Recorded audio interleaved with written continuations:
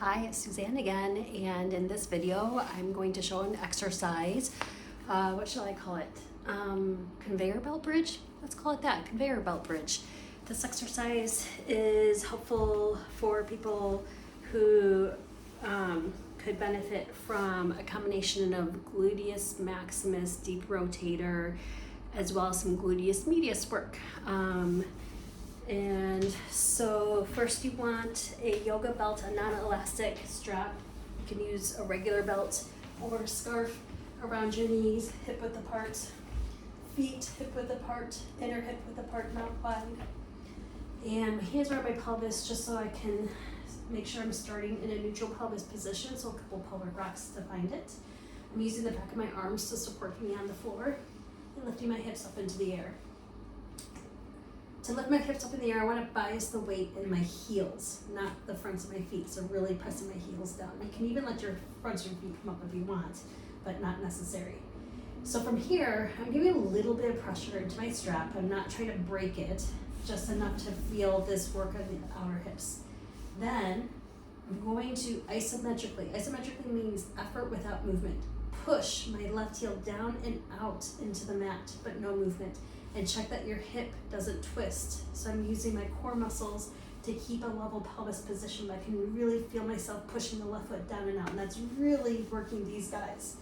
Now, continue to push that left heel down and out to send slow motion, like you're trying to push it through molasses, pelvis over towards the right foot without twisting your hip. So that would look like as I'm pushing my left foot down, my right hip might drop. You don't want to do that. You want to keep them level.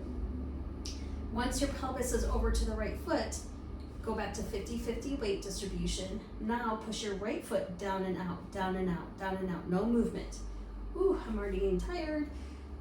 This time, you want to do that isometrically for about 3 seconds, and then eventually make it hard for yourself, like you're pushing through molasses, peanut butter, pushing that right foot down and out to slowly send your pelvis over to the left leg. My fingertips are staying on the fronts of my hip bones to make sure that if I start to twist my pelvis, I can catch it and correct it. Now my pelvis is on my left foot. I'm back to 50-50, pressure through each heel. Now I'm gonna bias more pressure through my left heel, down and out, pushing down and out, down and out. Keep pushing, oh, it's getting fatigued, for about 3 seconds before you start to slow motion push your pelvis with the work of your left foot over to the right hip, or right foot I should say, over to the right side. Keep pushing, pushing, pushing, down and out with that left heel, down, left heel. Pelvis stays level.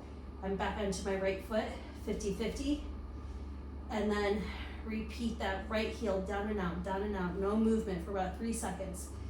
After the 3 seconds, push, push, push, push, push, slow motion, send the pelvis while it stays level, headlights shining straight towards the ceiling. No veering the car. I'm going to return to center. 50-50 weight, heels down.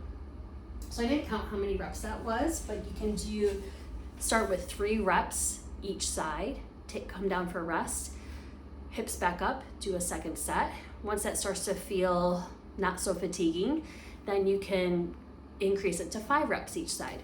I hope you found this video helpful and stay tuned for next time.